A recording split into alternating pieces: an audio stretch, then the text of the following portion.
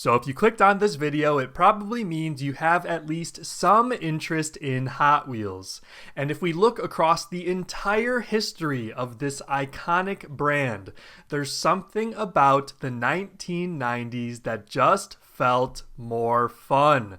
There was no desire or need to be accurate or realistic. It was just about having a good time. Today we're stepping back into that era. The graphics were wild, the packaging was loud, and the whole brand just felt more playful.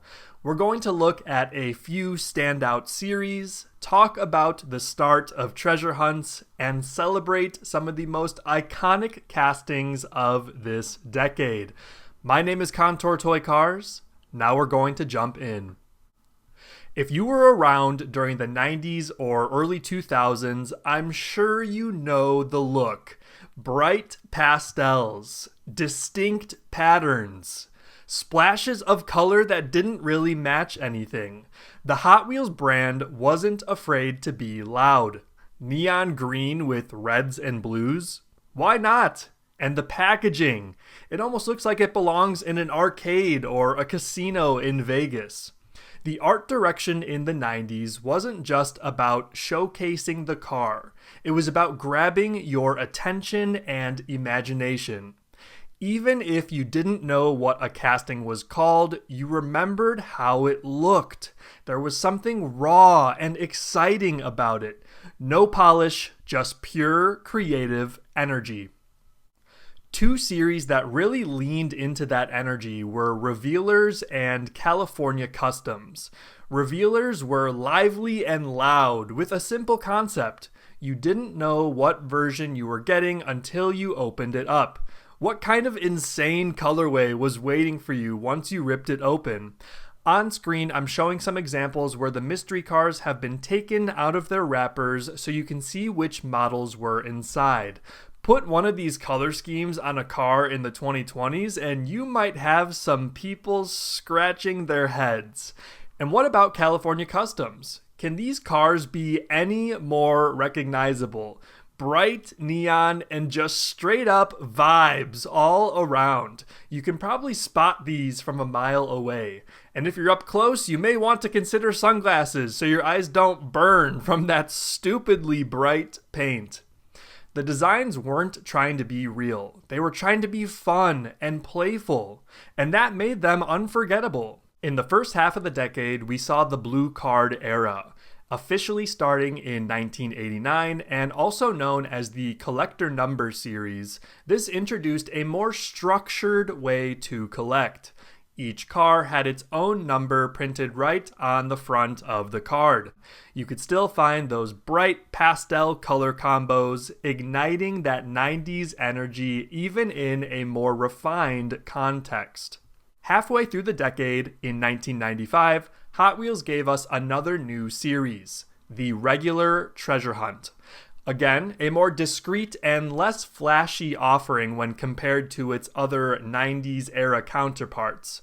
But the magic of this line wasn't in the features. It was in the chase. It was the beginning of a new kind of collecting, something we had seen within other collectibles of the era, such as Beanie Babies and Furbies. The philosophy was simple. Let's make consumers go crazy for limited, rare pieces that not everyone can have. Some castings from the back half of the 90s became legends, not just because they looked cool, but because they represented the era. Let's start with the Volkswagen drag bus. It was chunky, it was heavy, the opening part made it feel premium. It was totally wild and outside the box. And that was the appeal. Then there's the dairy delivery. Boxy, clean lines, big sides with plenty of real estate for crazy graphics. It was a blank canvas, and the designers went wild with dozens of different deco variations and colors. And of course, a favorite from my childhood, power pipes. This casting echoes the futuristic concept cars that were prevalent during the 90s in real automotive design. Big chrome pipes, wild shapes, and again, wild colors. Are you seeing a trend here? Realism and perfect proportions wasn't always the focus. Many 90s castings just looked cool on the shelf, and that was enough. The 1990s were a time when Hot Wheels seemed more interested in fun than anything else. Less realism, less accuracy. It was all about how it made you feel. Don't get me wrong, today's castings are incredible, but back then, it was about sparking imagination through color and chaos, which are characteristics I believe give cars soul and a personality. So, if you've got some 90s Hot Wheels stashed away, or if you spot a few at shows or flea markets, take a second to look at them again. Look at the packaging, the graphics, the weird shapes. They're like little pieces of design history from a time when brands often took more risks and had more fun. Let me know in the comments, what's your favorite 90s Hot Wheels memory? Is there a car that instantly takes you back to your childhood or to your early days of collecting toy cars?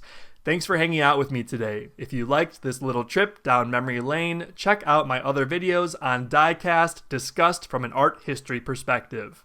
Until next time, we'll see you soon.